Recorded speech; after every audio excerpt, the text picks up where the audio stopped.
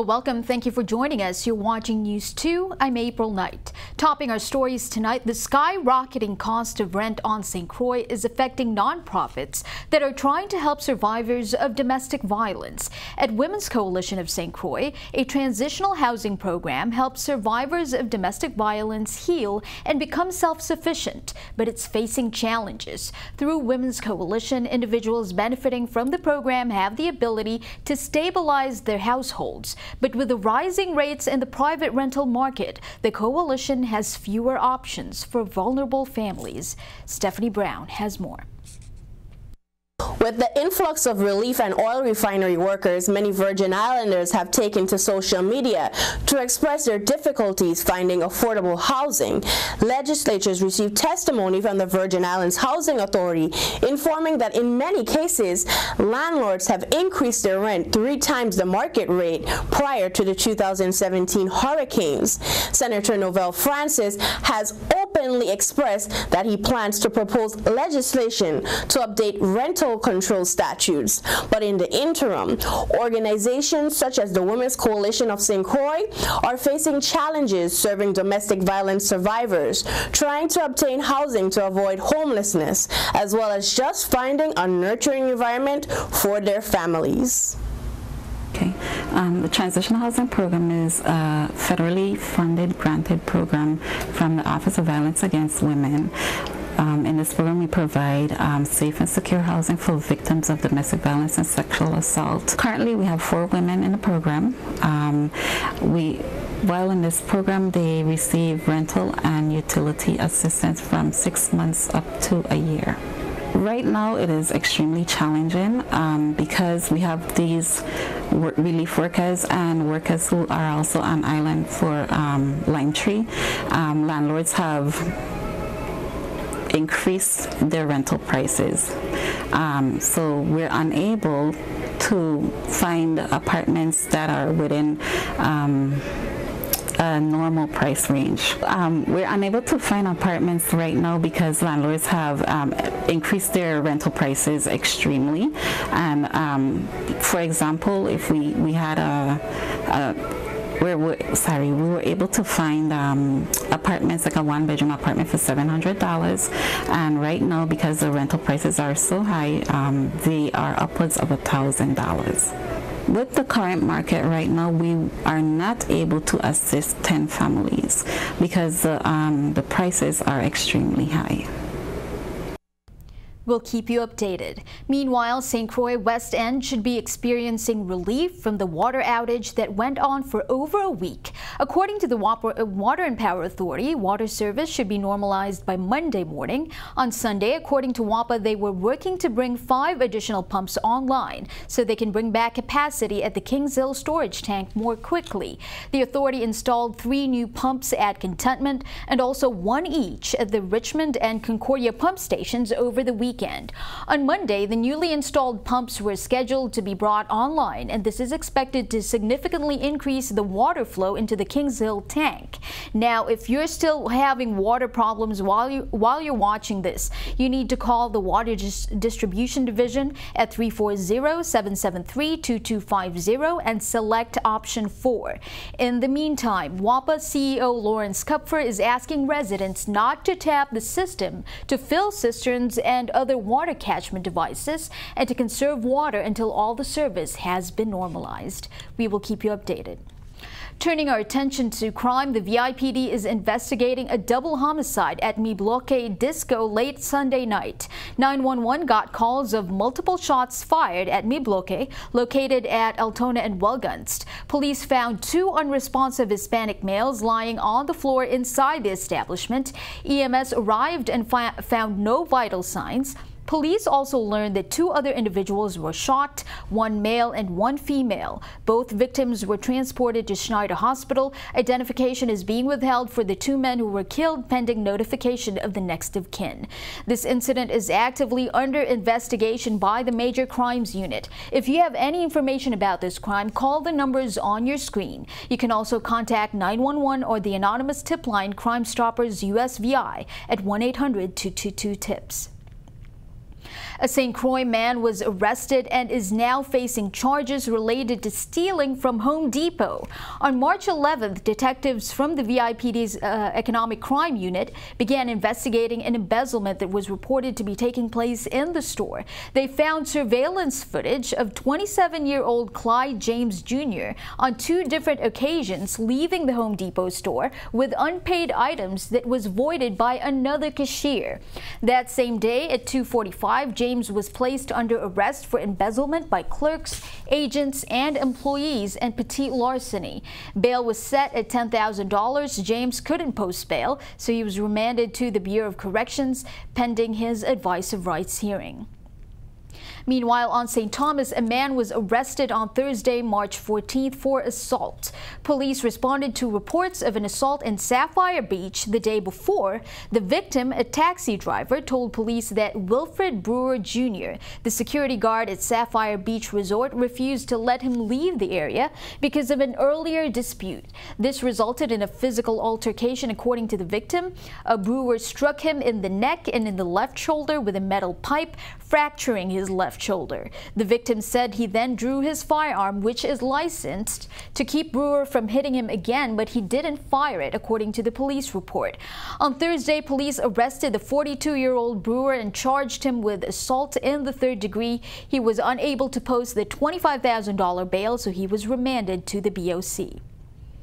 A St. Croix man was sentenced for trying to smuggle marijuana through St. Croix Airport. Gibbs Bully, who is 52, was sentenced on March 14th on 1 count of possession of marijuana with intent to distribute, and this is coming from the U.S. Attorney's Office. Bully previously pleaded guilty to the charge on January 10th. According to court documents, Bully's co-defendant traveled on an American Airlines flight from Miami to St. Croix via the Henry Rolson Airport.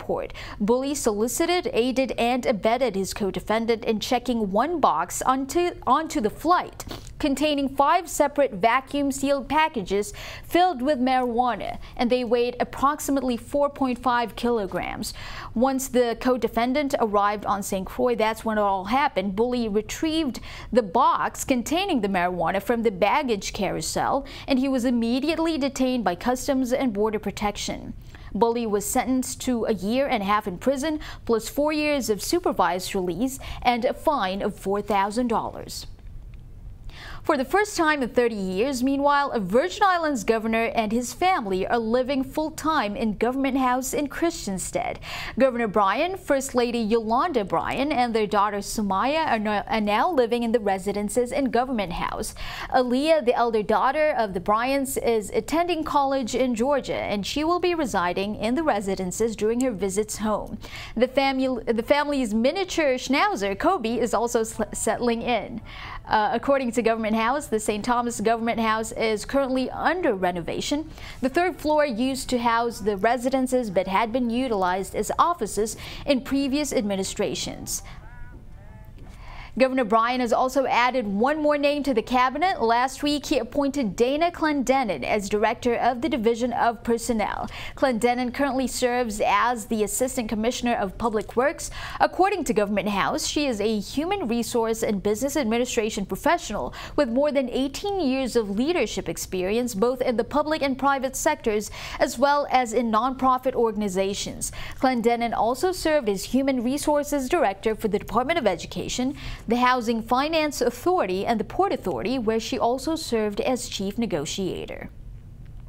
Coming up next, details on the amendment that Delegate Stacey Plaskett worked for in the For the People Act, plus highlights on the St. Paddy's Day Parade on St. Croix this weekend. Stay tuned.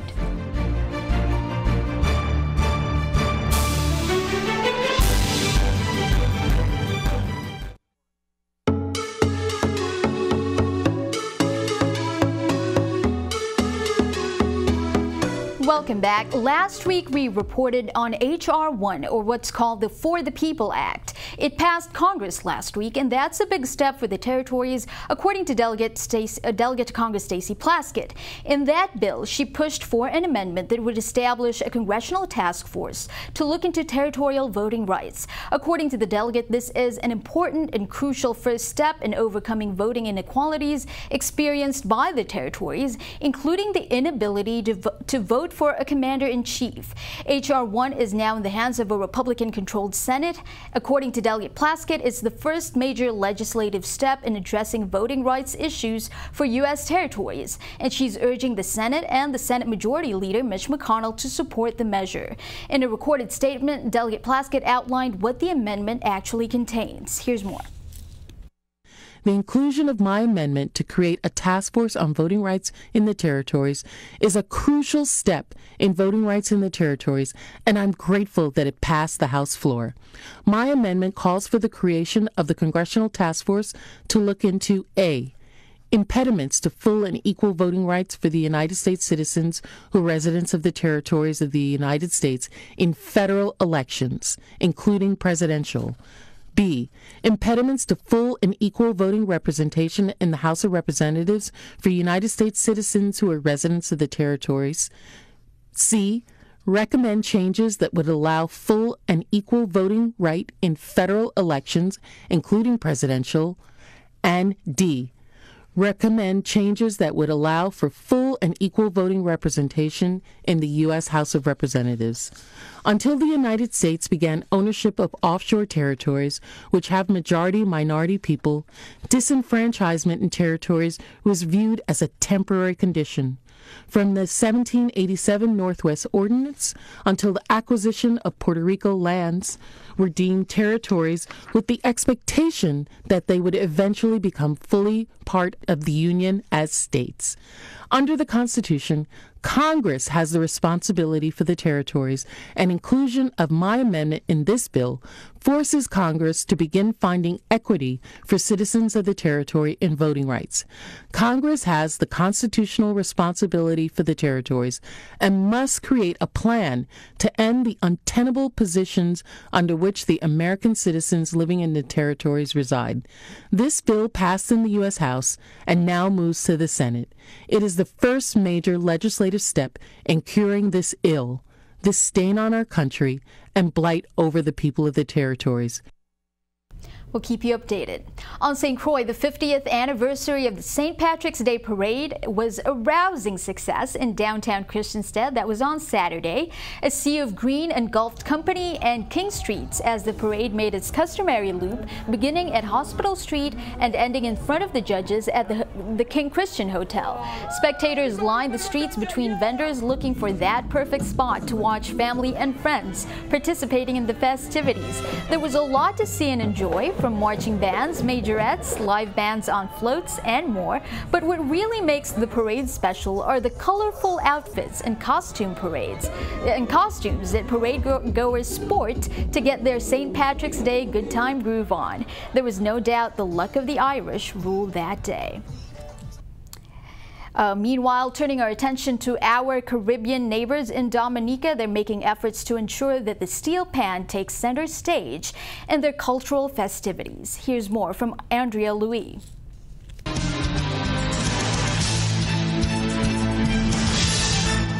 Cultural icon, playwright, and former UNESCO Caribbean Culture Advisor Alvin Bully says a plan is being developed by the Division of Culture to help breathe an air of sustainability into the island's steel pan culture. Bully says over the years, the steel pan aspect has been seen less and less in society, and steps need to be taken urgently to revive the art. In the heyday of steel band, there were 5 or 6 full steel bands operating in Dominica. Talking about the 50s, 60s, and 70s. And then gradually we began to fall back where steel band was concerned, and we noticed with the falling back of steel band, there was a lot of delinquency, because steel band, one of the main processes that steel band operates with is unity, to work together as a group. 50 people working together as a group, young people working together as a group, and taking them off the corners in many cases giving them a love for music, and because with that love for music comes a discipline. 2 projects were identified to help revive the steel pan culture in Dominica. The first, a short-term project, involved a 21-member contingent of players from Pan Time Steel Orchestra in St. Lucia, joining a small group of Dominica's Pan in Harmony members to provide steel pan music on the road for Mass Dominic 2019. The second project is a long-term project to have some pans from Trinidad and Tobago, and Renegade Steel Band from Trinidad and Tobago are prepared to send a side of pans and players for demonstrations again. When they leave the pans with us, and then there'll be a connection with the tuners, the arrangers, and the directors in general who will visit us from time to time. I would expect this to go over approximately a 5-year program of sustained work in pan. Stick around, your News 2 AccuWeather forecast is coming up next.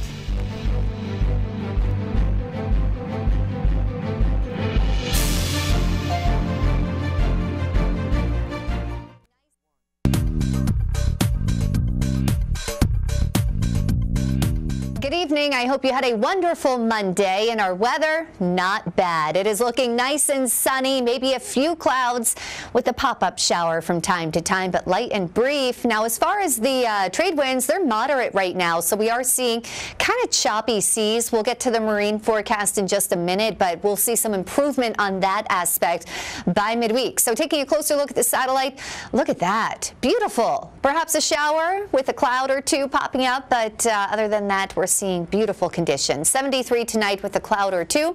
St. John's, you'll see that sunshine tomorrow, 84 degrees. St. Thomas at 84, mostly sunny. And in St. Croix, well, enjoy it. The high will be at 86 degrees, mostly sunny skies. Now, the Atlantic side, the waves are 3 to 5 feet, winds east 10 to 15 knots. That's for today and also into tomorrow.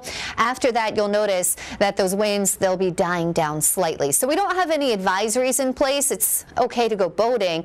Again, it could just be a bit choppy at times. Caribbean side, very similar. Look at that. The waves 3 to 5 feet and the winds out of the east 10 to 15 knots. Now, the extended forecast is looking good. Look at all that sunshine every day. Thursday, mostly sunny and nice. By Friday, you could see just a pop-up shower, and by Saturday, looking good again, mostly sunny. Our temperatures will stick right around 83 to 84 degrees for our highs, and overnights expected to be right around 74. Have a wonderful evening. Thank you for that. Stick around, News 2 Sports with Gary Anthony. That's coming up next.